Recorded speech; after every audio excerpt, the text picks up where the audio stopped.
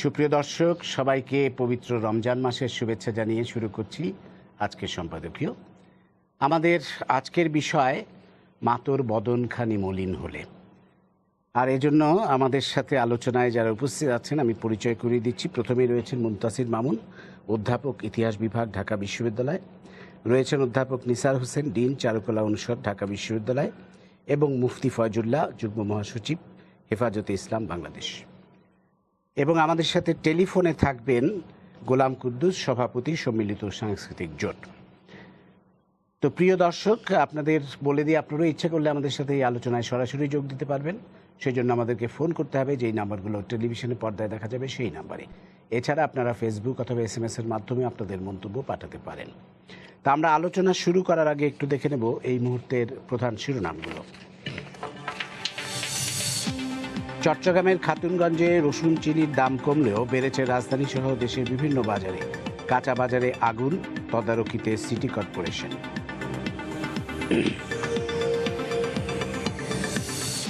রমজানে বড় ধরনের অর্থনৈতিক লেনদেন সহ ব্যাংক, বিপণী বিতানে বিশেষ নিরাপত্তা ব্যবস্থা পুলিশের। চাঁদাবাজি আর যানজট রোধে মহাসড়কে থাকবে নজরদারি। মুক্তিযুদ্ধের কোনো ভাস্কর্য অপসারণের প্রশ্নই ওঠে না, বললেন ওবায়দুল কাদের। সব ধর্মের প্রতি সম্মান জানাতেই এ সিদ্ধান্ত, মন্তব্য আইনমন্ত্রী। সংঘর্ষের ঘটনায় মামলা। SSCতে পাশ করেও এবছর একাদশ শ্রেণীতে ভর্তির আবেদন করেনি 1 লাখেরও বেশি শিক্ষার্থী। জমা পড়েছে 13,05,000। কার্যক্রম শেষ 29শে জুন। এবং সাভারে জাহাঙ্গীরনগর বিশ্ববিদ্যালয়ের 2 শিক্ষার্থী নিহতের প্রতিবাদে শনিবারও সহপাঠীদের বিক্ষোভ।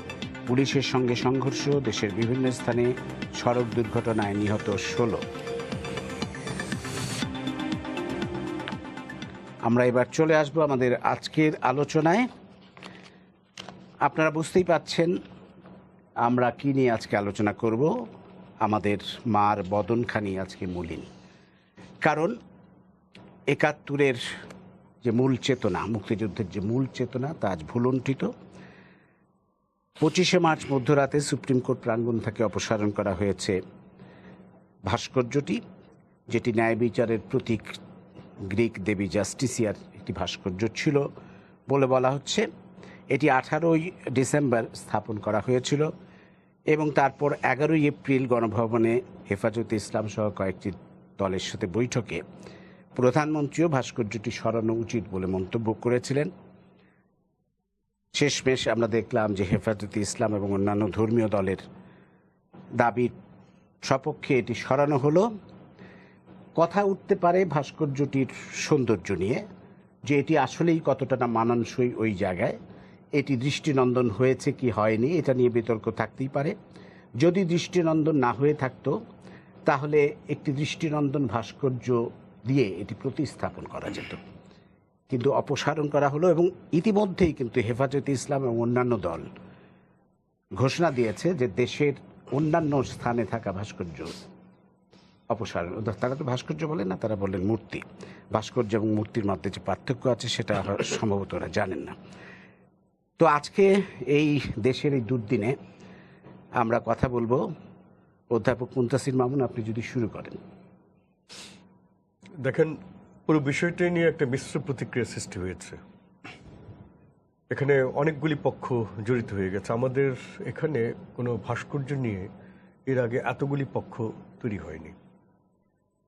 আপনি এটা বিভিন্ন দিক থেকে বিচার করতে পারেন, রাজনৈতিক দিক থেকে, ধর্মীয় দিক থেকে, তারপর বুদ্ধিবৃত্তিক দিক থেকে, আর সর্বোপরি যেটা বললেন যে মুক্তিযুদ্ধ চেতনার দিক থেকে। এখন প্রথম কথা হচ্ছে, বিতর্কটা হচ্ছে কে সরানো। আমি বিচারপতি শামসুদ্দিন চৌধুরী মালিকের একটা ইন্টারভিউ পড়েছি। সেখানে তিনি বলেছেন যে এটা বসানোর মানে যে ইচ্ছাটা সেটা প্রধান বিচারপতির। তিনি ফুল কোর্ট বা কারোর সঙ্গে আলাপ না করে এটি বলেছেন, বসিয়েছেন। এবং যখন এটা সরানো হলো তখন তিনি অবশ্য অন্যান্যদের সঙ্গে আলাপ করেছেন। তিনি আরেকটি শব্দ উচ্চারণ করেছেন, আমি সেটি করলাম না, কারণ সেটি অনেক ক্ষেত্রে বিতর্কের সৃষ্টি করতে পারে। কিন্তু আমি যদি সাদা মাটা চোখে দেখি তাহলে এই কথাটা আমি অস্বীকার করব কিভাবে, যে সুপ্রিম কোর্ট এটা বসিয়েছেন, সুপ্রিম কোর্টে এটা উঠিয়ে নিয়েছেন। শাহদিন মালিক বলছেন যে এর সঙ্গে আমরা নির্বাহী বিভাগের ক্ষমতা যে বেশি সেটা প্রকাশিত হলো। শাহদিন মালিক একটা ভুল করছেন, যে যদি তাই হতো তাহলে আজকে ষোড়শ সংশোধনী নিয়ে এবং অন্যান্য বিষয় নিয়ে প্রধান বিচারপতি যেসব মন্তব্য করছেন সেগুলি কিন্তু তিনি করতে পারতেন না। তিনি যেমন বলছেন আইনের শাসন 90% মানে তার আমলে হয়েছে, তা আগের বিচারপতিরা, প্রধান বিচারপতিরা করেননি। তার আমলে এটি হয়েছে, এটি হয়েছে, নানা কথা কিন্তু আমরা বলছি। এমনকি তিনি নির্মূল কমিটির নিন্দা করেছেন।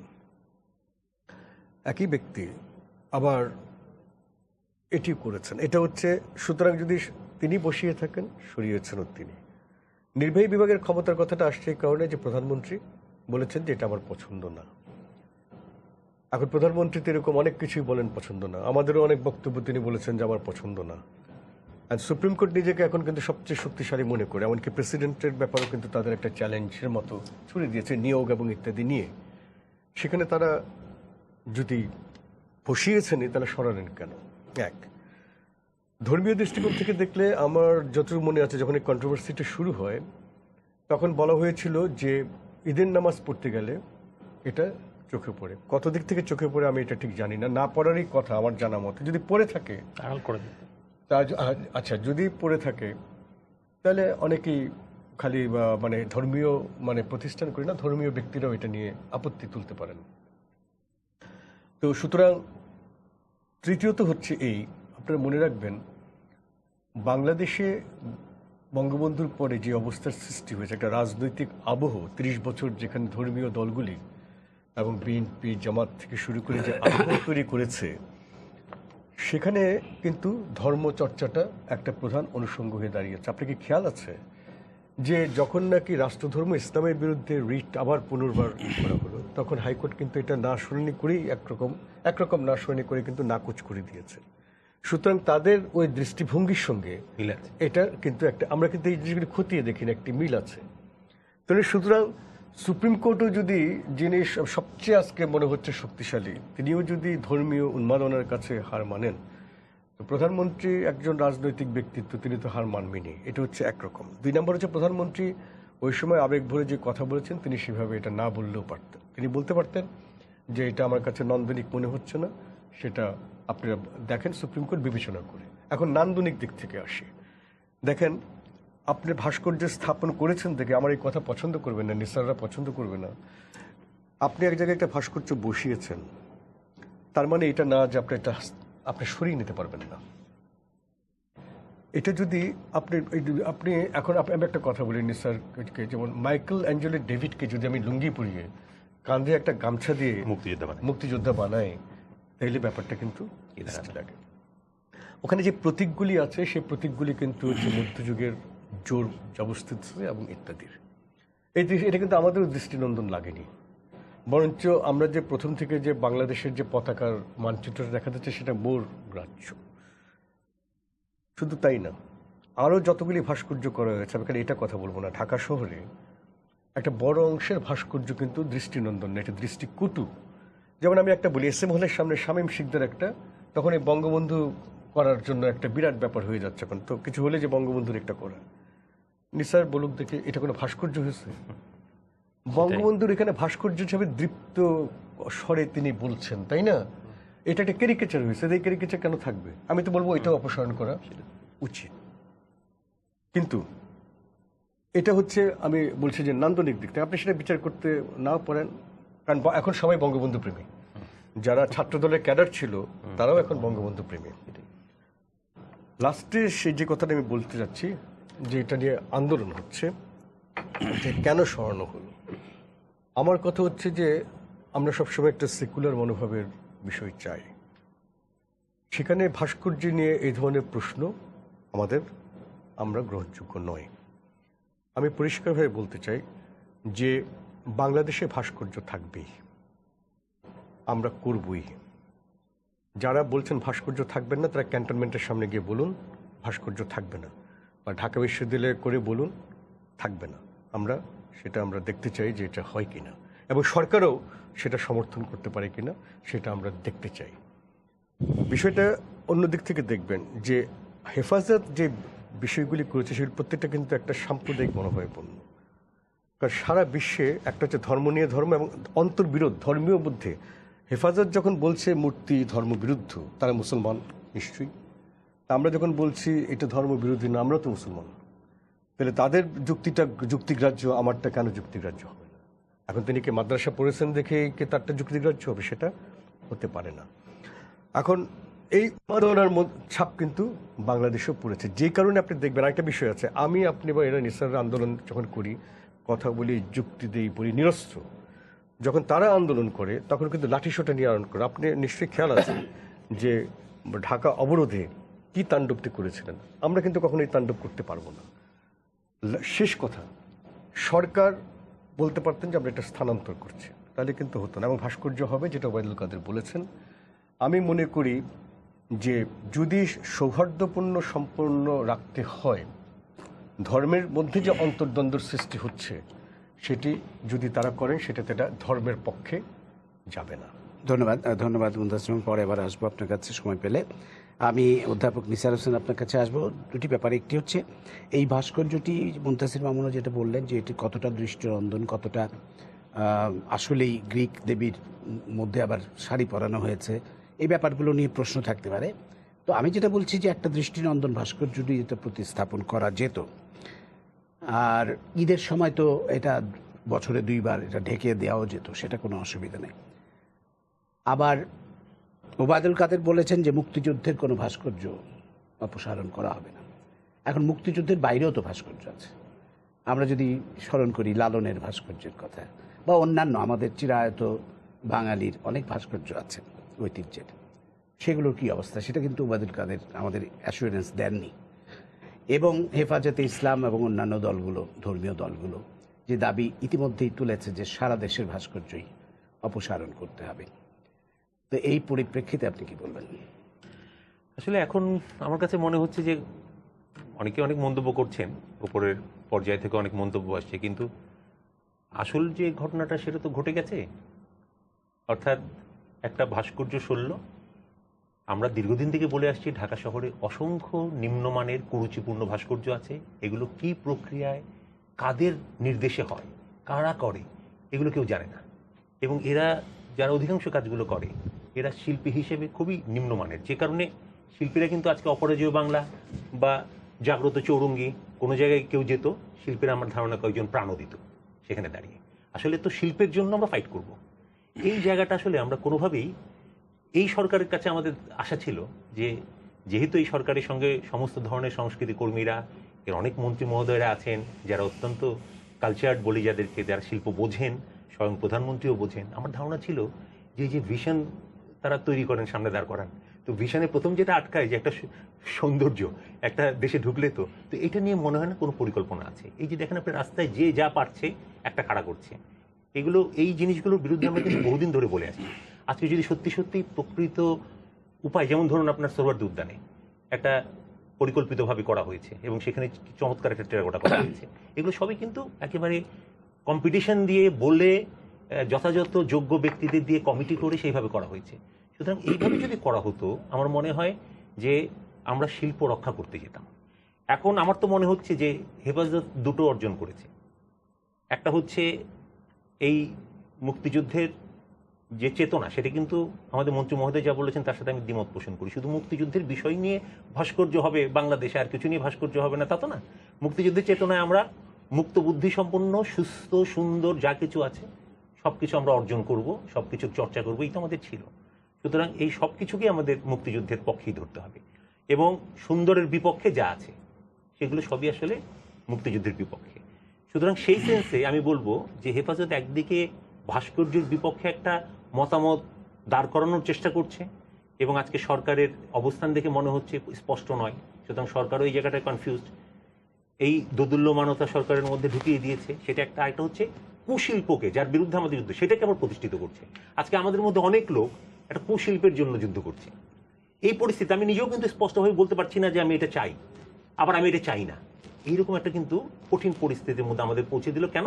কারণ হচ্ছে এটা যথাযথ প্রক্রিয়ায় করছে না। প্রতিটা জিনিস আজকে এবং পৃথিবীতে সুপ্রিম কোর্টের মতো একটা এত গুরুত্বপূর্ণ এত গুরুত্বপূর্ণ একটা জায়গায় জায়গায় এটা সুপ্রিম কোর্ট খুবই সেটাই তো খারাপ আমাদের একটা আমাদের সিদ্ধান্ত কথা যে আজকে নিয়েছে। সংসদ ভবনের মানে সামনে বিবেচনা যদি কিছু হয়, প্রসূত সিদ্ধান্ত হয়নি। একেবারেই না। এটা প্রথম থেকেই যদি এরকম হতো যে এখানে একটা ভাস্কর্য হবে এবং সেটা নিয়ে বিতর্ক চলবে, আপনার উন্নত দেশগুলোতে বছরের পর বছর বিতর্ক চলে কি হবে, কি হওয়া উচিত, সেটা তো গণমানুষের এটা জায়গা। হঠাৎ একদিন সকালে দেখলাম যে হঠাৎ একটা করে এই প্রতি জায়গায় তাই হচ্ছে। তো আমার মনে হয় সমস্যাটা ওই।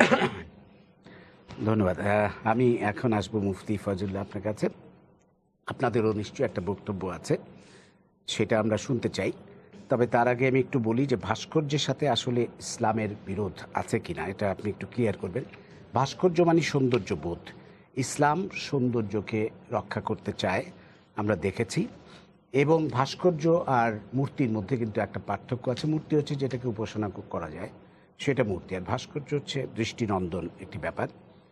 এটি একটু ব্যাখ্যা করবেন। আর পৃথিবীর বিভিন্ন মুসলিম দেশে যে ভাস্কর্যগুলো আছে, আমি যদি একটু উল্লেখ করি, সৌদি আরবে মতো দেশে আছে ভাস্কর্য, ইরাকে আছে, বাগদাদে চমৎকার চমৎকার সব ভাস্কর্য আছে, ইরান যেটা ইসলামিক প্রজাতন্ত্র ইরান, সেই ইরানে ভাস্কর্য তো আছেই। এমনকি আয়াতুল্লাহ খোমেনির একটা মুরালও কিন্তু একদম তেহরানের কেন্দ্রস্থলে আছে।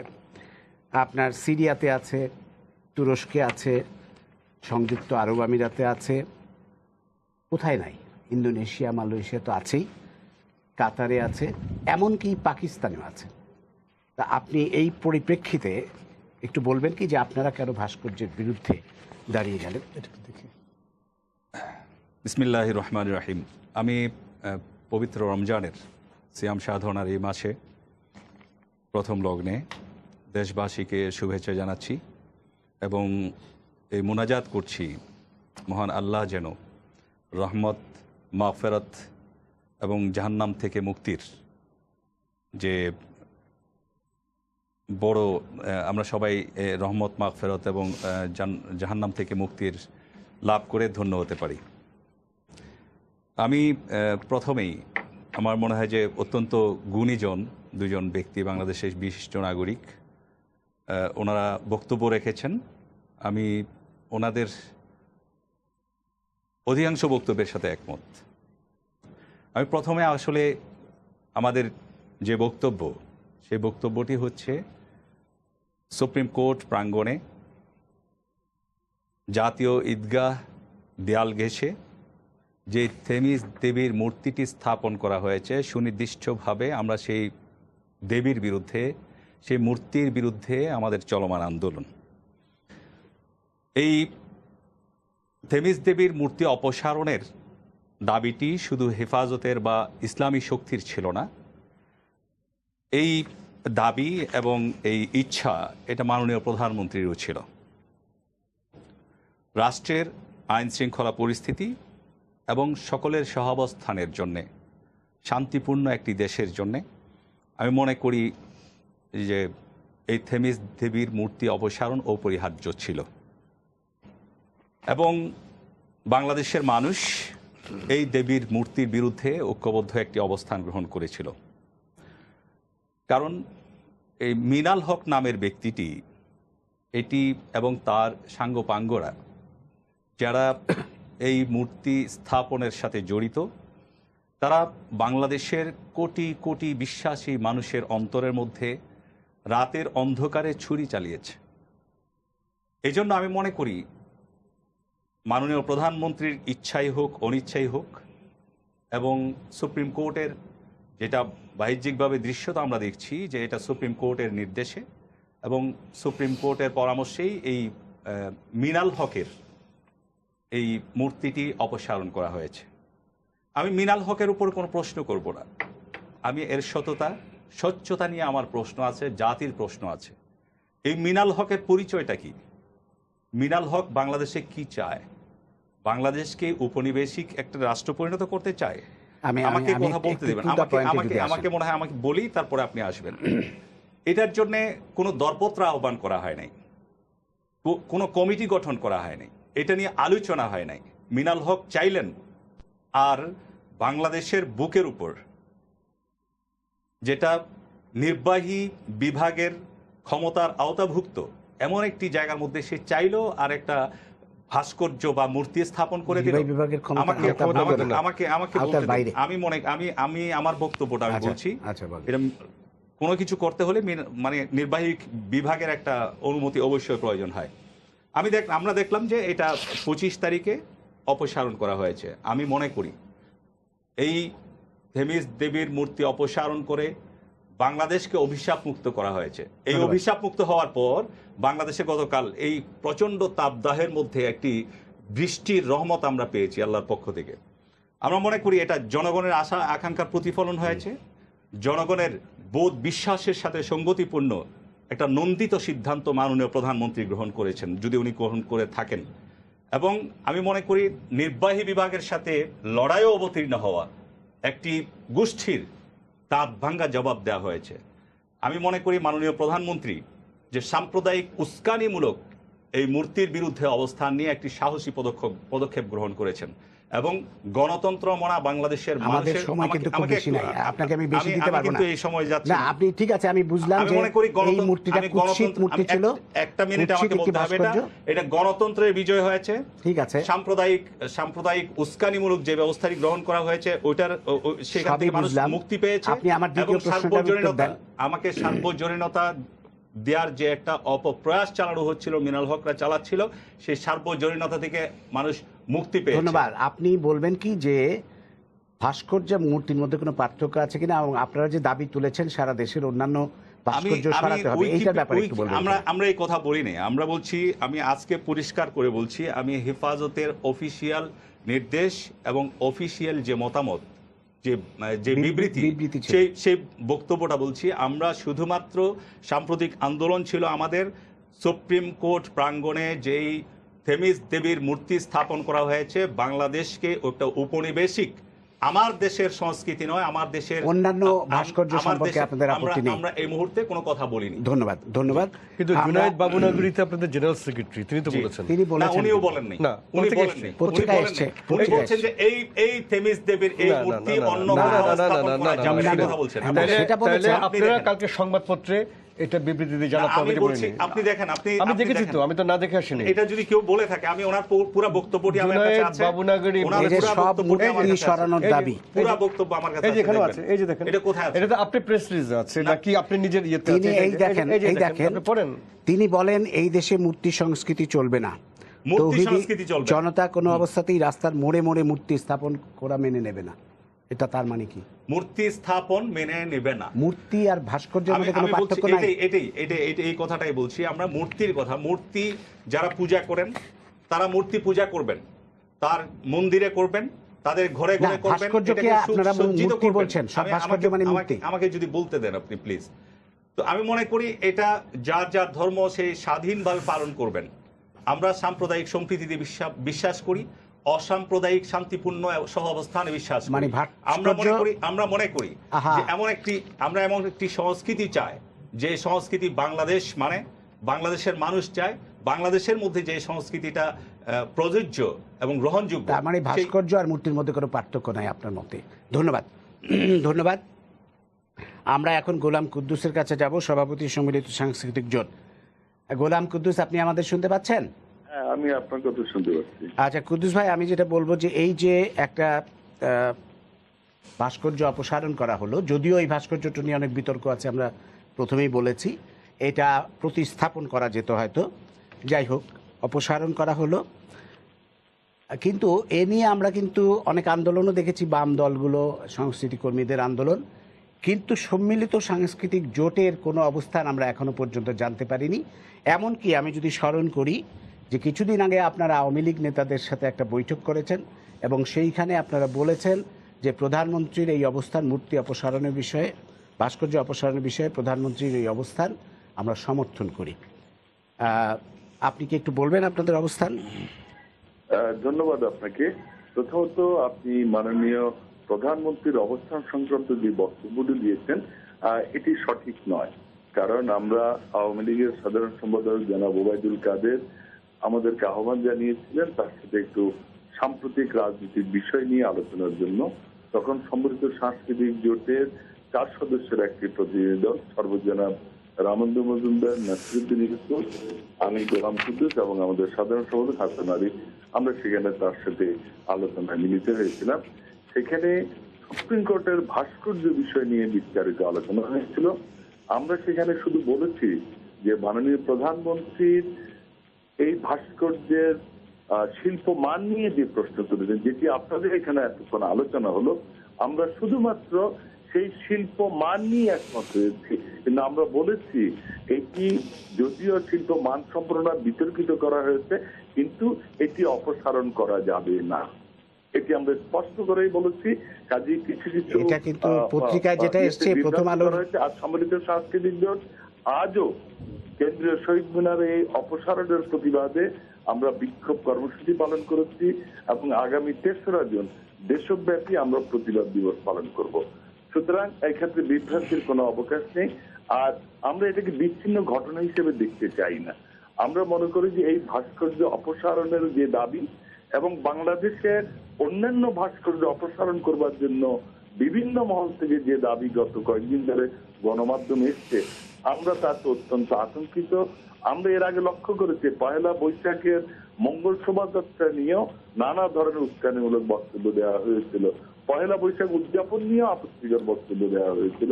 এইভাবে যদি চলতে থাকে তাহলে স্বাধীন বাংলাদেশে তো আমরা কোনো সংস্কৃতি চর্চাই করতে পারবো না। সুতরাং যেই পাকিস্তানে আমাদের পাকিস্তান ইসলামিক রাষ্ট্র ছিল, সেই ইসলামিক রাষ্ট্র পাকিস্তানে যদি ভাস্কর্য নির্মিত হতে পারে, সেই সময় যদি পয়লা বৈশাখ উদযাপনে কোনো আপত্তি না হতে থাকে, তাহলে আজকে স্বাধীন বাংলাদেশ, যে বাংলাদেশে একটা অসাম্প্রদায়িক রাষ্ট্র ব্যবস্থা প্রতিষ্ঠার স্বপ্ন আমরা দিচ্ছি, সেই বাংলাদেশে যদি আমার নিজস্ব সংস্কৃতির উপর যদি আঘাত আসে, যদি হুমকি আসে, তাহলে তো সেগুলো আমাদের মেনে নেওয়া সম্ভব না।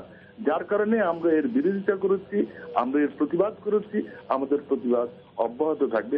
তবে যে প্রশ্নগুলো এসছে, কিছু প্রশ্ন তো এসছেই, যে সুপ্রিম কোর্টের ভূমিকা নিয়ে প্রশ্ন এসছে যে তারা কেন এটি বানালেন, কেনই বা অপসারণ করলেন, জাতির কাছে কি এর কোনো ব্যাখ্যা দেওয়ার তারা প্রয়োজন মনে করেননি?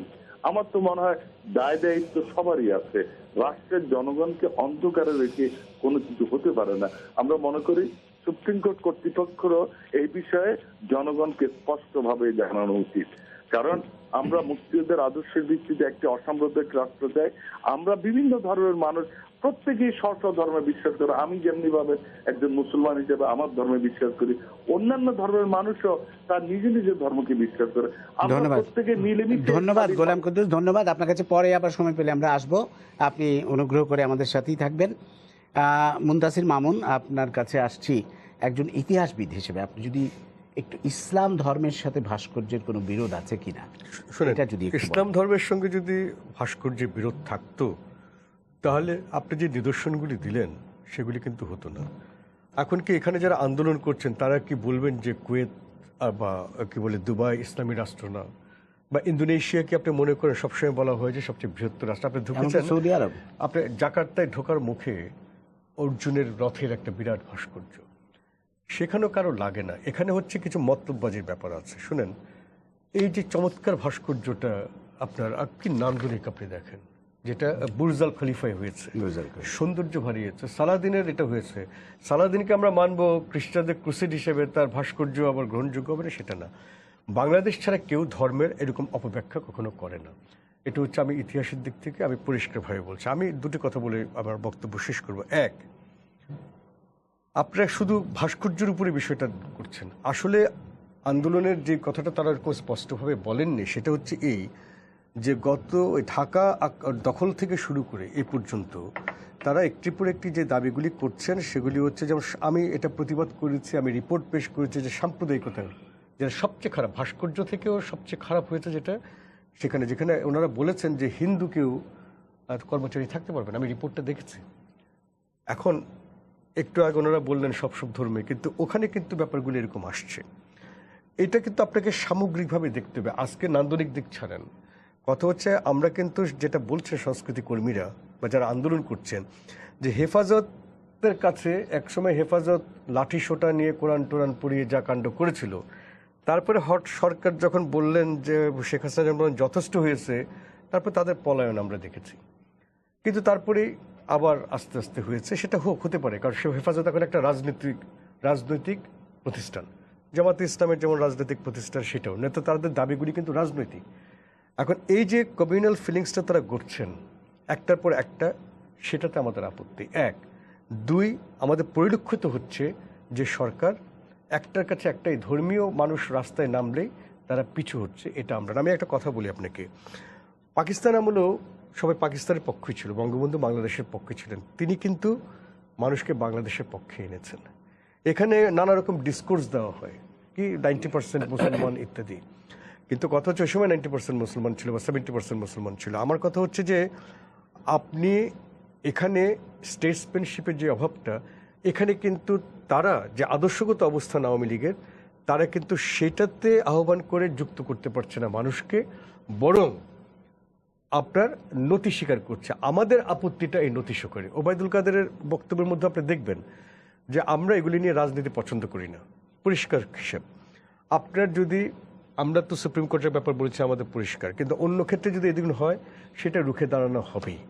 এবং এই রুখে দাঁড়ানোটা যদি হয় তখন আওয়ামী লীগও সরকারও কিন্তু কিছু করতে পারবে না, জেল জুলুম করে কেউ কিছু করতে পারে না। দুই, আমি মনে করি এই যে সংস্কৃতি কর্মীদের আন্দোলন, সেটা কিন্তু খালি ভাস্কর্য অপসারণে দেখলে হবে না, সামগ্রিক। তারা কিন্তু বারবার বলছে যে আমাদের এই স্পিরিটগুলি নষ্ট হয়ে যাচ্ছে এটা। এবং আমি মনে করি সরকার খুব অন্যায় করেছে এই যে 150 জনের বিরুদ্ধে তারা করে কি বলে যেন, কারণ হেফাজতের বিরুদ্ধে 5 বছর আগে যে মামলা হয়েছিল আজ পর্যন্ত একটা মামলা শুনানি হয়নি, বরং আমরা পত্রপত্রিকাতে জমি জমা দেওয়া হয়েছে, টাকা পয়সা দেওয়া হয়েছে। আমি জানি না এটা সত্যতা, আমি জানি না, হয়তো উনি মিথ্যা। যেমন ওনারা বলছেন, আপনারা বলছেন যে কাগজে একরকম লিখছে, ওনারা বলছেন এটা নয়। তো কাগজগুলি আসলে ঠিক লিখছে না, তাহলে আপনাদের বলতে হবে যে মিডিয়া আপনারা দায়িত্ব পালন করছেন না, তাহলে তো ওনাদেরই প্রতিবাদ করা উচিত। কিন্তু ওনারা প্রতিবাদ করছেন না। তো আজকে যেটা উনি বললেন, না না না, আপনি যেমন, আমি একটু না না, আমি বলছি উনি পড়ে শোনালেন পত্রিকা থেকে, আপনি বলছেন যে এটা আমাদের অবস্থান না, তাহলে কালকে বিবৃতি দেন যেটা আমাদের অবস্থান নয়, সেটা তো আপনারা বলছেন না। আমি এখানে বলছি কৌশলে পাশ কাটাবো না, আমি বলছি লেট আস বি ফ্র্যাঙ্ক, আমি আপনার শত্রু না, আপনি আপনার শত্রু না। আপনারা যখন হাদিসের এটা করেছেন নির্মূল কমিটি করে, আমরা কিন্তু সেখানে বলেছি যে এটা যথার্থ, আপনি খেয়াল আছে নিশ্চয়ই। কিন্তু সবখানে ধর্ম আনবেন না, এটা আমাদের বক্তব্য। সবখানে ধর্ম এনে পাকিস্তান গেছে, সবখানে ধর্ম এনে আপনারা যদি মনে করেন যে, আপনারা বলতে আমি আপনাকে বোঝাচ্ছি না, সরি, আপনি এটা মনে করবেন না, যারা ধর্মের নামে এগুলি করছে তারা কিন্তু এখানে পাবে না। আমি ইতিহাসের ছাত্র, 19 শতক থেকে আমি দেখেছি ওয়াহাবিবাদ এখানে প্রচণ্ড চেষ্টা হয়েছে, মূলে ওয়াহাবিবাদ হয়নি। এমনকি শরীয়তুল্লাহকে আপনার ওয়াহাবির হয়েও তাকে সুফিজমের কথা তাকে আনতে হয়েছে। সুতরাং ইসলামের যেভাবে হয়েছে এখানে, সেই বিকাশকে আপনি এখানে করতে পারবেন না। আপনি এখন বলে দেখেন দেখে যে আমি মাজার মানি না, আপনি বলেন মিলাদ মানি না, আপনি বলে দেখেন যে আপনাদের লোকজন আপনাদের বিরুদ্ধে কিভাবে হবে। তো আমি সুতরাং বলছি, আপনি যা বলছেন, আমরা যা বলছি, ঠিক আছে, আমরা কিছু কিছু বিপরীতে একমত হতে পারি, কিন্তু ধর্ম নিয়ে আমার মনে হয় আল্লাহ বলেছেন যে বাড়াবাড়ি করতে না করতে। আমরা বলবো যে বাড়াবাড়ি করবেন না, বাড়াবাড়ির ফল ভালো হয় না। এটা আওয়ামী লীগ যদি ইতিহাস দেখে, আওয়ামী লীগও বুঝবে যে আগুন নিয়ে খেলাটা হাত পুড়বেই। ধন্যবাদ। আর সবশেষ বলে, রাজনীতিবিদরা সব বোঝেন, আমরা কিছু বুঝি না তা নয়। তারাও যদি বিদ্বান, আমরা বিদ্বান না হয়ে পড়াশোনা করেছি, তাদের যদি বয়স হয়ে থাকে, আমাদেরও বয়স হয়েছে, তারা যেমন রাস্তায় থেকেছেন আমরাও থেকেছি, বরঞ্চ আমরা বলতে পারবো, নিসার বলতে পারবে, আপনি, আমরা সবসময় রাস্তায় থেকেছি, তারা সবসময় রাস্তায় থাকেনি, পলায়ন করেছে। ধন্যবাদ, ধন্যবাদ অধ্যাপক নিসার হোসেন। আপনি একটু যেটা মুফতি ফজলুল্লাহর কথায় এখনো স্পষ্ট হয়নি, একজন শিল্পী হিসেবে আপনি যদি বলেন ভাস্কর্য এবং মূর্তির পার্থক্যটা কি আপনার মতে? আমার আসলে এটা এখন দুঃখের একটা পরিস্থিতি যে আমাকে এটার ব্যাখ্যা দিতে হচ্ছে। আজকে এমন একটা অবস্থায় এসে পৌঁছেছে, আমরা আশা করি না যে এরকম একটা বাংলাদেশে আসবো যেখানে এসে ভাস্কর্য আর মূর্তির পার্থক্য দিতে পারে। আপনি ওনার কথা একটু খেয়াল করবেন, ওনাকে যখন বলা হলো যে আপনারা অন্যান্য ভাস্কর্যের ব্যাপারে আপনাদের অবস্থান কি, ওনারা বলছেন এই সময়ে তাদের অবস্থান হচ্ছে এই সময়, অর্থাৎ একটা কৌশল তারা নিয়েছে। এই সময় যেমন তাদের অবস্থান হচ্ছে শেখ হাসিনার সাথে একটু পাশাপাশি চলা। আপনি লিখে রাখতে পারেন যে তারা আরেকটু শক্তিশালী হলে নারী নেতৃত্বের অধীনে অলরেডি এটা বলা হয়েছে না, এরশাদ বলেছে, যিনি পারিখা হয়েছিলেন এরশাদ বলেছেন। সুতরাং এইগুলো হচ্ছে সবই এই মুহূর্তে একটা কৌশল নিয়েছে, এগুলো আমরা দেখেছি, তারা যাবে, এটা বরাবরই হয়, অল্প অল্প অল্প অল্প করে এগোয়, সেভাবে এগোচ্ছেন। আসলে এই প্রশ্নগুলোর উত্তর আমি দিতে চাই না। সত্যি কথা বলতে কি, আসলে প্রতিমা আছে, পৌত্তলিকতা আছে, মূর্তি হচ্ছে যা মূর্ত হয় তাই মূর্তি। আসলে বাংলা শব্দটা কিন্তু তাই, যা মূর্ত হয়ে ওঠে মূর্তি। এখন আমরা ভাস্কর্য বলে বলে এটাকে আমরা মানে আপোষ, এটাও একটা আপোষকামিতা। কেন আমাকে এটা বলতে হবে? প্রথম কথা হচ্ছে, যদি মূর্তিকে প্রতিমা ধরি, সেটা অন্য সেটা ব্যাপার। তার জায়গায় থাকবে। আজকে রাস্তার মোড়ে বা সুপ্রিম কোর্টের এখানে এনে তো প্রতিমা থাকবে না। নিশ্চয়ই এটাকে একটা মূর্তি হিসেবে বা পূজা করবার জন্য এখানে বসানো হয়নি। আপনি একটু ভেবে দেখেন না যে কাবা শরীফের ভেতর, পবিত্র কাবা শরীফের ভেতর যে সমস্ত মূর্তিগুলো ছিল সবগুলোকে অপসারিত হয়েছে, হয়নি? সবকে অপসারিত হয়েছে। তাহলে সুতরাং আপনি চাইলে ইসলামের ভেতরে অনেক কিছু অ্যাকোমোডেট করা যায়। এটা অত্যন্ত উদার একটা জায়গা, ডিপেন্ড করে কাদের হাতে পড়লো। ওই যে বিভিন্ন দেশগুলো যেখানে আপনি স্কাল্পচার রাখা হয়েছে, তারা কিন্তু আমাদের মতন পরিস্থিতিতে নেই, আমাদের মতন ধান্দাবাজ ধার্মিকদের কাছে নেই। তারা তো ওখানে মোটামুটি একটা আস্থা আছে তাদের, সেজন্য তারা ওখানে ভাস্কর্য রাখতে পারে।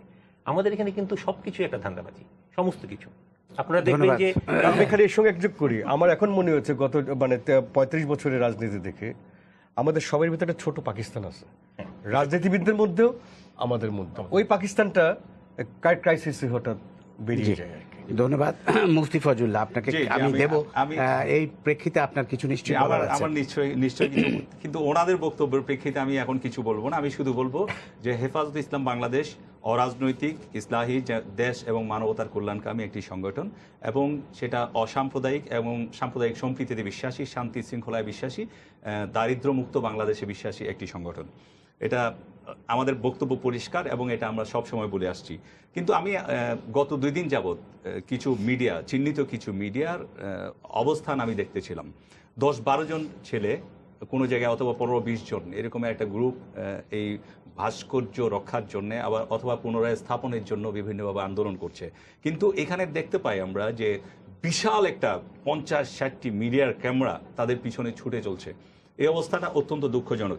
এবং মিনাল হক সহ, আমি বারবার এই নামটা আমি উচ্চারণ করতে চাই না। আপনারা যখন 5 তারিখে ঢাকা এসেছিলেন সমস্ত মিডিয়া একটু বলতে দিবেন। আমি শুধু বলতে চাই, আমরা অত্যন্ত শান্তিপ্রিয় এবং না, 5 তারিখের কথা বলে বলে না, না, না, এটা বলেন, এটাকে কর্মসূচি কিন্তু প্রমাণ করে না। কর্মসূচিটা প্রমাণ করে না। আইনের প্রতি শ্রদ্ধাশীল না, না, এটাও না, এটাও মানা যাবে না। সবসময় আইনের প্রতি আমরা নির্যাতিত হয়েছি, নিপীড়িত হয়েছি, আমরা রক্ত দিয়েছি। অতএব এই প্রসঙ্গে আমরা না গিয়ে আমি মনে করি আমাকে একটু যদি বলতে দেন। তো এই একটা গ্রুপ, একদম অতি ক্ষুদ্র একটি গ্রুপ, এই থেমিস দেবীর মূর্তির পক্ষে অবস্থান নিয়েছে এবং তারা এটাকে মুক্তিযুদ্ধের চেতনা হিসাবে, বাংলাদেশের সংস্কৃতি হিসাবে এটাকে প্রতিষ্ঠিত করার, থেমিস দেবীর মূর্তির কথা বলছি, আমি আবার বলছি, এই থেমিসের মূর্তিটাকে বাংলাদেশের সংস্কৃতি হিসাবে প্রতিষ্ঠা করবার একটা ঔপনিবেশিক মানসিকতা তাদের মধ্যে কাজ করছে। যারা ফয়জুল্লাহ, আমি ধরে নিচ্ছি অপরাজেয় বাংলা ওনার ব্যাপারে আমাকে প্লিজ, আমাকে জি, অপরাজেয় বাংলার ব্যাপারে আপত্তি নেই। এখন বলছি না, না, না, আপনাকে বলতে হবে। একটা তো আমি সরাসরি পরে বলছি। আমি দেখলাম যে এই ক্ষুদ্র এই গোষ্ঠীটি খুব অশালীন ভাষায় কিছু উক্তি করে যাচ্ছে, মানে বিদ্বেষের আগুন জ্বালিয়ে দিচ্ছে। আমরা তো বিদ্বেষ চাই না, আমরা সহাবস্থান চাই, আমরা বন্ধুত্ব চাই, আমরা ভালোবাসা চাই, ভালোবাসা মানে বিলে দিতে চাই। আমি শুধু না, আমরা সব সময় চাই। আমরা 5ই মে তো সেটা উদারতার সাথে, আমরা 5ই মেও সেটাই করেছি। আমরা উদার, আমরা মমতা দিয়ে মানুষ, আমার মনে হয় মসজিদের টেলিভিশনের ওই ফাইল আমি কিছু দেখছি যে বাংলাদেশ শেষ হয়ে গেছে, বাংলাদেশের কলিজা ছিঁড়ে গেছে। আমি কিছু লাইভ শো দেখতেছিলাম। আমার কাছে একটা প্রশ্ন আমার বারবার মনে জাগে। শিরোনামটা আজকে করেছি মাতর বদনখানি মলিন হলে। একটা কথা আপনাকে স্পষ্ট বলে দিই, এই প্রশ্ন থেকে আমি বলি আপনাকে, এই প্রশ্ন থেকে সময় কিন্তু শেষ। আপনি আমাকে এখন বলবেন যে সময় শেষ হয়ে গেছে, আমাকে যদি বলতে না দেন। মিডিয়ার অবস্থান আপনাকে বুঝতে হবে। আমরা কিন্তু কোন অবস্থানে আমি থাকব চিহ্নিত, আমি আপনাকেও বলি নাই, আমি সেটা কিন্তু কিছু মিডিয়ার কথা বলছি, আমি কিছু মিডিয়ার কথা বলছি। আপনি কি বললেন? আমরা প্রগতিশীলতার পক্ষে থাকব। আমি মনে করি মুক্তিযুদ্ধের চেতনা নস্যাৎ হয়নি, বরং মাননীয় প্রধানমন্ত্রী মুক্তিযুদ্ধের স্বাধীনতার যে চেতনা সেটাকে ঊর্ধ্বে তুলে ধরেছেন। 2 নম্বর হচ্ছে, আপনি বাংলাদেশ কি আছে, মূর্তিটা ছিল, মূর্তিটি বসানোর পূর্বে 71 থেকে 75 থেকে 2017 পর্যন্ত মূর্তি স্থাপন করা হয় নাই। বাংলাদেশে কি ন্যায় বিচার ছিল না? বাংলাদেশে কি ন্যায় বিচারের কোনো ইতিহাস ছিল না? বাংলাদেশে ন্যায় বিচারের কোনো ঐতিহ্য ছিল না? এই ভাস্কর্যটা যে এখানে স্থাপন করা হয়েছে, এটা যে ভুল ছিল, এটা সবাই কিন্তু বলেছেন। এটা স্বীকার করে নেওয়ার পরে তো এটার পক্ষে আন্দোলন হতে পারে না। যদি সবাই এটা স্বীকার এইটার করে পক্ষে তাহলে আন্দোলন মিডিয়া কিন্তু তার হচ্ছে না। পক্ষে যেতে আমি পারে তো না। বলেছি যে কি কি আন্দোলন কিন্তু আমাকে এইটার পক্ষে হচ্ছে না। আমাকে যদি আন্দোলন আমার হচ্ছে কথা কিন্তু- এই না, আপনি তো এই যে যুক্তিপূর্ণ কথা বলতে হবে আমাকে তাকে। যদি একটু বলতে দেন। না, আমি যেটা যুক্তিপূর্ণ বলতে কথা চাই না বললে তো যে হবে এই না। ন্যায় বিচারের প্রতীক এটাকে মনে করার কোনো আপনারা কারণ যে নাই এবং বলেছেন এটা সব আপনি কি- ভাস্কর্য সরাতে হবে, সব মূর্তি সরাতে হবে, আমি সেইটার আমরা বিরুদ্ধে থেমিস আন্দোলন দেবীর হচ্ছে। আন্দোলনটা থেমিস দেবীর মূর্তি অপসারণের জন্য আমরা আন্দোলন করেছি এবং আমরা বলেছি এই মূর্তি পুনরায় সুপ্রিম কোর্টের আঙ্গিনায় বসানো যাবে না এই জন্য যে এই মূর্তির যাই হোক, আমরা আশা যে করছি চিন্তা যে অন্যান্য চেতনা এবং যে ভাস্কর্যগুলো দর্শন আপনাদের আপনার বসানো যাবে। মানুষের মধ্যে বিলিয়ে দেয়, আক্রমণের এটা কোনো এটা আমরা লক্ষ্যবস্তু সমর্থন হবে না। করি না, বাংলাদেশ মনে করে না। ধন্যবাদ। আমাকে এক মিনিট যদি বলতে জি, দেন, জি। মানে এরকম কিছু হয় নাই বাংলাদেশের মধ্যে যে ন্যায় বিচার বাংলাদেশে ছিল না। এই মূর্তি স্থাপনের পরে নতুন করে কি ন্যায় বিচার আরম্ভ হয়েছে বাংলাদেশের মধ্যে? যারা ৭১ থেকে আমি একটা শেষ বঙ্গবন্ধু কথা শেখ বলে মুজিব শেষ করতে চাই। বাংলাদেশের রাষ্ট্রপতি ছিলেন, স্বাধীনতার স্থপতি ছিলেন, উনি স্থাপন করেন নাই। তিনি কি ধন্যবাদ। মুক্তিযুদ্ধ বিরোধী ছিলেন? তিনি কি ধন্যবাদ। জঙ্গিবাদী মৌলবাদী ছিলেন? ওনার চেতনা কি জঙ্গিবাদী চেতনা ছিল? এই যে কিছু মানুষ বলছে, আপনারা না, অপরাজেয় বাংলা কিন্তু আমি 72 থেকে শুরু আপনাদের কথা হয়েছে। বলছি না, ধন্যবাদ। কিছু মানুষ বলছে, এরা মানুষ জি। অপপ্রচার করে বিভ্রান্ত করে মানুষকে একটা অন্ধকার ধন্যবাদ। জগতের আমাদের দিকে সময় নিয়ে শেষ, যেতে আমাদের চায়। সময় শেষ। আমি অধ্যাপক মুনতাসির আমি মামুনকে খালি- একটু সময় দেব। আমি খালি- আরেকটি জিনিস আপনি একটু বলবেন, এর সাথে আমি যুক্ত করতে চাই। দেখা যাচ্ছে যে আমাদের দুটি যে প্রধান দল বিএনপি এবং আওয়ামী লীগ এবং বিএনপি, যারা অনেক দিন পর একটা বিষয়ে কিন্তু ঐক্যমত্যে পৌঁছাবে, এটা একটু বলবেন। তাদের শুনেন, যখন জুডিশিয়াল আমার একটা যদি শব্দ আমাকে বলতে দেন, বিএনপি এই ক্ষেত্রে অনেক পিছিয়ে আছে। আমি মনে করি বিএনপি অনেক বেশি খেসারত, মানে এই মূর্তির বিরুদ্ধে অবস্থান না নিয়ে প্রকাশ্যে মাননীয় প্রধানমন্ত্রী যেভাবে নিয়েছেন এই থেমিস দেবীর মূর্তির বিরুদ্ধে, আচ্ছা, বিএনপি না গিয়ে আমি অনেক যেটা খেসারত বলছি, তাদেরকে দিতে আমাদের হবে। এখানে কতগুলি আছে, যেমন ধরেন জুডিশিয়াল, যখন তাদের বিষয় আসে তখন এক তারা মিনিটের কিন্তু মধ্যে শেষ করতে সব একদিকে, হ্যাঁ ঠিক আছে, অন্যরা। আমি সামগ্রিকভাবে পলিটিক্যাল যেটা বলবো, পাকিস্তান থেকে মুক্তি পাওয়া যায় নাই, এই পাকিস্তানের বিরুদ্ধে লড়াই করতেছিলাম, এখনো করছি। 2, শেখ হাসিনা রাজনৈতিকভাবে জয়ী হয়েছেন। কিভাবে আমি বলবো জানেন? ট্রাফেলগার স্কোয়ারে গেছেন না, দেখেছেন না যে এখানে ওই যে গম দেয় আর কবুতরগুলি খুঁটে আসে।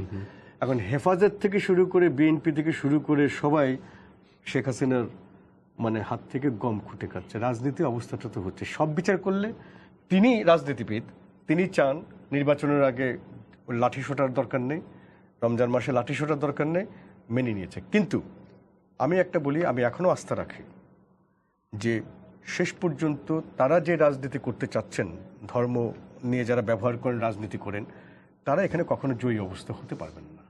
কেননা আজকে তারা লাঠিসোঁটা নিয়ে আপনার 50,000 লোক নামাতে পারেন, তাও কি ধর্মের নামে, শুক্রবারে, অন্য সময় না। সুতরাং সবাই উত্তপ্ত থাকে। জি, আপনি যখন না, 20,000 লোক লাঠিবিহীন এবং আপনি যখন শান্তিপূর্ণ 20,000 লোক নামাতে পারবেন, জি। তখন ওবায়দুল কাদের সাহেবের আপনার সুর বদলে যাবে। রাজনীতি হচ্ছে এটি বাস্তব পরিস্থিতি। ধন্যবাদ। ধন্যবাদ আপনাদের সবাইকেই আন্তরিকভাবে ধন্যবাদ। আমরা আশা করব এই বাংলাদেশ নিশ্চয়ই অসাম্প্রদায়িক একটা দেশ হিসেবেই গড়ে উঠবে মুক্তিযুদ্ধের চেতনায়। আমরা সবাই সেটাই অনুরোধ করবো আপনাদের খুব সুন্দর। সবাইকে অসংখ্য ধন্যবাদ। বিশেষ করে এই রোজার প্রথম দিনে, বিশেষ করে মুফতি ফয়জুল্লাহ, আপনি এই প্রথম তারাবিটা বাদ দিয়ে আমাদের বাদ দিয়ে আমন্ত্রণে আসিনি। এসেছেন, না, আমি তারাবি পড়ে সেই জন্য আসছি। আপনাকে আমি অসংখ্য তারাবি পড়ে ধন্যবাদ। আসছি। সবাইকেই ধন্যবাদ। প্রিয় দর্শক, সবাইকে শুভেচ্ছা। আগামীকাল আবারও দেখা হবে রাত 10টায়। দেখার আমন্ত্রণ রইল। সবাইকে তারাবি পড়ার আহ্বান। বরঞ্চ আমরা যে প্রথম থেকে যে বাংলাদেশের যে পতাকার মানচিত্রটা দেখা যাচ্ছে, সেটা মোর গ্রাহ্য। শুধু তাই না, আরও যতগুলি ভাস্কর্য করা হয়েছে, আমি খালি এটা কথা বলবো না, ঢাকা শহরে একটা বড় অংশের ভাস্কর্য কিন্তু দৃষ্টিনন্দন না, এটা দৃষ্টিকটু। যেমন আমি একটা বলি, SM হলের সামনে শামীম শিকদার একটা, তখন এই বঙ্গবন্ধু করার জন্য একটা বিরাট ব্যাপার হয়ে যাচ্ছে। এখন তো কিছু হলে যে বঙ্গবন্ধুর একটা করা, নিসার বলুক দেখে এটা কোনো ভাস্কর্য হয়েছে? বঙ্গবন্ধুর এখানে ভাস্কর্য হিসাবে দৃপ্ত স্বরে তিনি বলছেন, তাই না? এটা একটা ক্যারিকেচার হয়েছে, এই ক্যারিকেচার কেন থাকবে? আমি তো বলবো এটাও অপসারণ করা উচিত। কিন্তু এটা হচ্ছে, আমি বলছি যে নান্দনিক দিক থেকে আপনি সেটা বিচার করতে নাও পারেন, কারণ এখন সবাই বঙ্গবন্ধু প্রেমী। যারা ছাত্র দলের ক্যাডার ছিল তারাও এখন বঙ্গবন্ধু প্রেমী। লাস্টে সেই যে কথাটা আমি বলতে যাচ্ছি, যে এটা নিয়ে আন্দোলন হচ্ছে, যে কেন সরানো হলো, আমার কথা হচ্ছে যে আমরা সবসময় একটা সেকুলার মনোভাবের বিষয় চাই।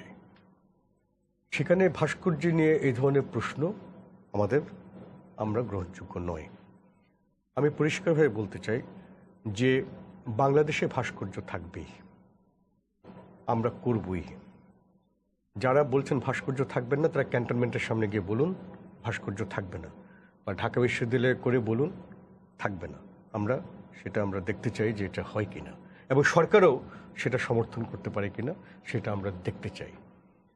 বিষয়টা অন্য দিক থেকে দেখবেন যে হেফাজত যে বিষয়গুলি করেছে সেগুলি প্রত্যেকটা কিন্তু একটা সাম্প্রদায়িক মনোভাবপূর্ণ। কারণ সারা বিশ্বে একটা হচ্ছে ধর্ম নিয়ে ধর্ম এবং অন্তর্বিরোধ ধর্মীয় মধ্যে। হেফাজত যখন বলছে মূর্তি ধর্মবিরুদ্ধ, তারা মুসলমান নিশ্চয়ই। আমরা যখন বলছি এটা ধর্মবিরোধী না, আমরা তো মুসলমান, তাহলে তাদের যুক্তিগ্রাহ্য, আমারটা কেন যুক্তিগ্রাহ্য হবে না? এখন তিনি কি মাদ্রাসা পড়েছেন দেখে কি তারটা যুক্তিগ্রাহ্য হবে? সেটা হতে পারে না। এখন এই উন্মাদনার ছাপ কিন্তু বাংলাদেশেও পড়েছে, যে কারণে আপনি দেখবেন একটা বিষয় আছে, আপনি বা এরা নিঃস্বার্থ আন্দোলন যখন করি, কথা বলি, যুক্তি দিই, বলি নিরস্ত্র, যখন তারা আন্দোলন করে তখন কিন্তু লাঠিসোঁটা নিয়ে আন্দোলন করে। আপনি নিশ্চয়ই খেয়াল আছে যে ঢাকা অবরোধে কি তাণ্ডবটি করেছিলেন। আমরা কিন্তু কখনো এই তাণ্ডব করতে পারবো না। শেষ কথা, সরকার বলতে পারতেন যে আমরা এটা স্থানান্তর করছি, তাহলে কিন্তু হতো না, এবং ভাস্কর্য হবে, যেটা ওবায়দুল কাদের বলেছেন। আমি মনে করি যে যদি সৌহার্দ্যপূর্ণ সম্পন্ন রাখতে হয়, ধর্মের মধ্যে যে অন্তর্দ্বন্দ্বের সৃষ্টি হচ্ছে সেটি যদি তারা করেন, সেটাতে এটা ধর্মের পক্ষে যাবে না। ধন্যবাদ মুনতাসির। পরে এবার আসবো আপনার কাছে সময় পেলে। সুপ্রিয় দর্শক, সবাইকে পবিত্র রমজান মাসের শুভেচ্ছা জানিয়ে শুরু করছি আজকের সম্পাদকীয়। আমাদের আজকের বিষয় মাতর বদনখানি মলিন হলে। আর এজন্য আমাদের সাথে আলোচনায় যারা উপস্থিত আছেন আমি পরিচয় করিয়ে দিচ্ছি। প্রথমেই রয়েছেন মুনতাসির মামুন, অধ্যাপক, ইতিহাস বিভাগ, ঢাকা বিশ্ববিদ্যালয়। রয়েছেন অধ্যাপক নিসার হোসেন, ডিন, চারুকলা অনুষদ, ঢাকা বিশ্ববিদ্যালয়, এবং মুফতি ফয়জুল্লাহ, যুগ্ম মহাসচিব, হেফাজতে ইসলাম বাংলাদেশ। এবং আমাদের সাথে টেলিফোনে থাকবেন গোলাম কুদ্দুস, সভাপতি, সম্মিলিত সাংস্কৃতিক জোট। তো প্রিয় দর্শক, আপনাদের বলে দিয়ে আপনারা ইচ্ছা করলে আমাদের সাথে এই আলোচনায় সরাসরি যোগ দিতে পারবেন।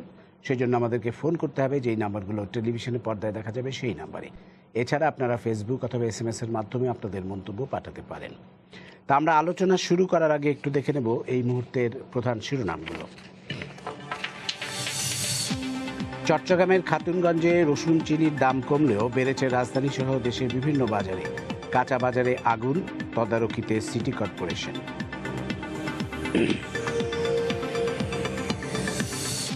রমজানে বড় ধরনের অর্থনৈতিক লেনদেন সহ ব্যাংক, বিপণী বিতানে বিশেষ নিরাপত্তা ব্যবস্থা পুলিশের। চাঁদাবাজি আর যানজট রোধে মহাসড়কে থাকবে নজরদারি।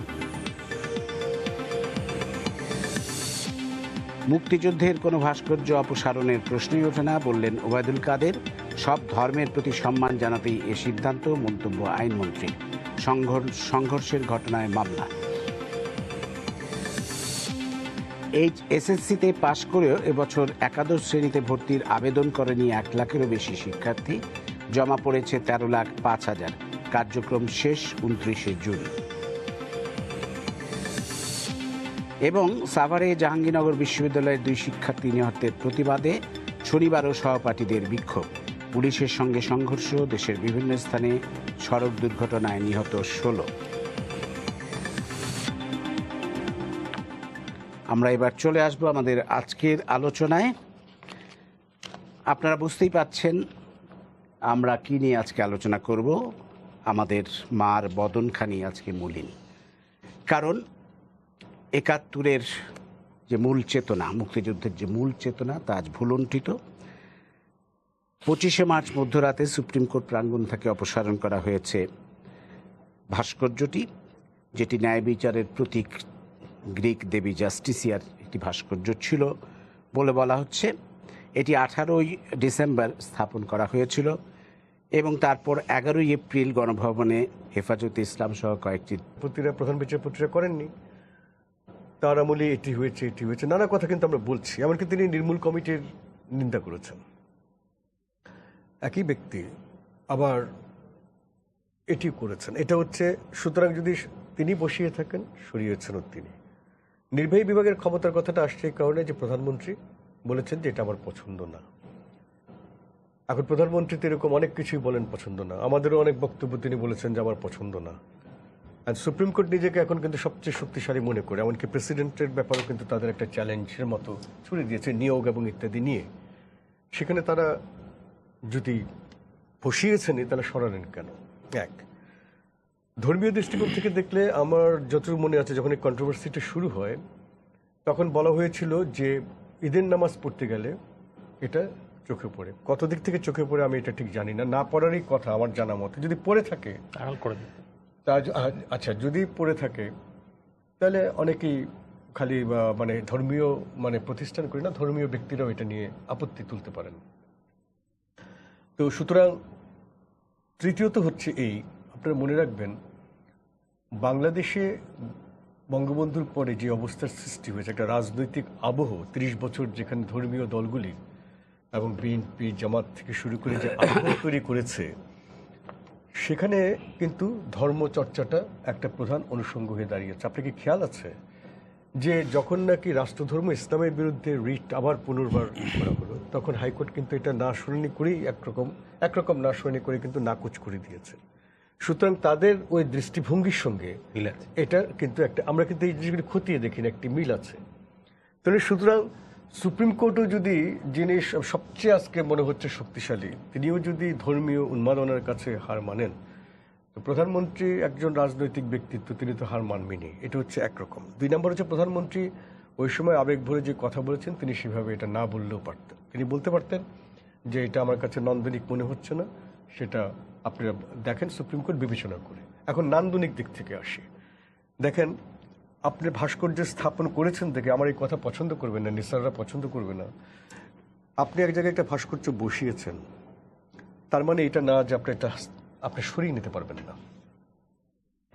এটা যদি আপনি এখন আমি একটা কথা বলি নিসারকে, যেমন মাইকেল অ্যাঞ্জেলো ডেভিডকে যদি আমি লুঙ্গি পরিয়ে কাঁধে একটা গামছা দিয়ে মুক্তিযোদ্ধা বানাই, তাইলে ব্যাপারটা কিন্তু লাগে। ওখানে যে প্রতীকগুলি আছে সেই প্রতীকগুলি কিন্তু হচ্ছে মধ্যযুগের জোর জবরদস্তি এবং ইত্যাদির। এটা কিন্তু আমাদের দৃষ্টিনন্দন লাগে। দলের সাথে বৈঠকে প্রধানমন্ত্রীও ভাস্কর্যটি সরানো উচিত বলে মন্তব্য করেছিলেন।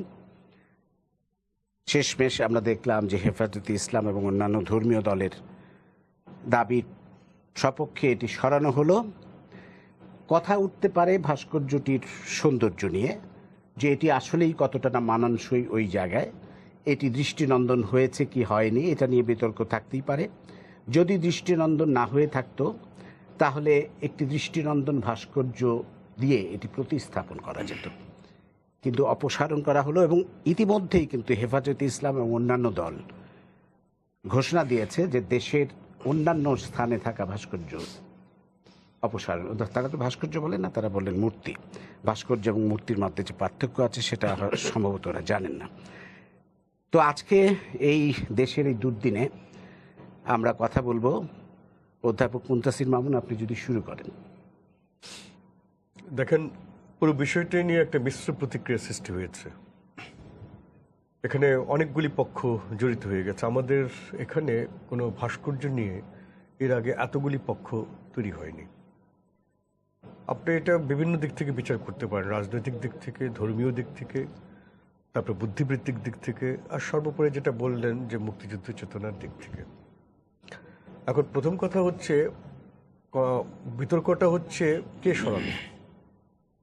আমি বিচারপতি শামসুদ্দিন চৌধুরী মালিকের একটা ইন্টারভিউ পড়েছি, সেখানে তিনি বলেছেন যে এটা বসানোর যে ইচ্ছাটা সেটা প্রধান বিচারপতির। তিনি ফুল কোর্ট বা কারোর সঙ্গে আলাপ না করে এটি বলেছেন, বসিয়েছেন। এবং যখন এটা সরানো হলো তখন তিনি অবশ্য অন্যান্যদের সঙ্গে আলাপ করেছেন। তিনি আরেকটি শব্দ উচ্চারণ করেছেন, আমি সেটি করলাম না, কারণ সেটি অনেক ক্ষেত্রে বিতর্কের সৃষ্টি করতে পারে। কিন্তু আমি যদি সাদা মাটা চোখে দেখি, তাইলে এই কথাটা আমি অস্বীকার করব কিভাবে যে সুপ্রিম কোর্ট এটা বসিয়েছেন, সুপ্রিম কোর্টে এটা উঠিয়ে নিয়েছেন। শাহদ্বীন মালিক বলছেন যে এর সঙ্গে আমরা নির্বাহী বিভাগের ক্ষমতা যে বেশি সেটা প্রকাশিত হলো। শাহদ্বীন মালিক একটা ভুল করছেন যে যদি তাই হতো তাহলে আজকে ষোড়শ সংশোধনী নিয়ে এবং অন্যান্য বিষয় নিয়ে প্রধান বিচারপতি যেসব মন্তব্য করছেন সেগুলি কিন্তু তিনি করতে পারতেন না। তিনি যেমন বলছেন আইনের শাসন 90% মানে তার আমলই হয়েছে, তা আগের বিচার। আমি অধ্যাপক নিসার হোসেন আপনার কাছে আসবো দুটি ব্যাপারে। একটি হচ্ছে এই ভাস্কর্যটি মুনতাসির মামুনও যেটা বললেন যে এটি কতটা দৃষ্টিনন্দন, কতটা আসলেই গ্রিক দেবীর মধ্যে আবার শাড়ি পরানো হয়েছে, এই ব্যাপারগুলো নিয়ে প্রশ্ন থাকতে পারে। তো আমি যেটা বলছি যে একটা দৃষ্টিনন্দন ভাস্কর্যটি এটা প্রতিস্থাপন করা যেত, আর ঈদের সময় তো এটা বছরে 2 বার এটা ঢেকে দেওয়াও যেত, সেটা কোনো অসুবিধা নেই। আবার ওবায়দুল কাদের বলেছেন যে মুক্তিযুদ্ধের কোনো ভাস্কর্য অপসারণ করা হবে না।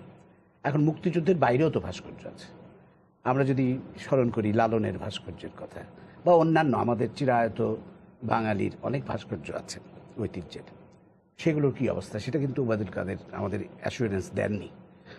এবং হেফাজতে ইসলাম এবং অন্যান্য দলগুলো, ধর্মীয় দলগুলো যে দাবি ইতিমধ্যেই তুলেছে যে সারা দেশের ভাস্কর্যই অপসারণ করতে হবে। তো এই পরিপ্রেক্ষিতে আপনি কি বলবেন? আসলে এখন আমার কাছে মনে হচ্ছে যে অনেকে অনেক মন্তব্য করছেন, উপরের পর্যায় থেকে অনেক মন্তব্য আসছে, কিন্তু আসল যে ঘটনাটা সেটা তো ঘটে গেছে। অর্থাৎ একটা ভাস্কর্য সরল। আমরা দীর্ঘদিন থেকে বলে আসছি ঢাকা শহরে অসংখ্য নিম্নমানের কুরুচিপূর্ণ ভাস্কর্য আছে। এগুলো কি প্রক্রিয়ায়, কাদের নির্দেশে হয়, কারা করে, এগুলো কেউ জানে না। এবং এরা যারা অধিকাংশ কাজগুলো করে এরা শিল্পী হিসেবে খুবই নিম্নমানের, যে কারণে শিল্পীরা কিন্তু আজকে অপরাজেয় বাংলা বা জাগ্রত চৌরঙ্গি কোনো জায়গায় কেউ যেত, শিল্পীরা আমার ধারণা কয়েকজন প্রাণও দিত সেখানে দাঁড়িয়ে। আসলে তো শিল্পের জন্য আমরা ফাইট করব।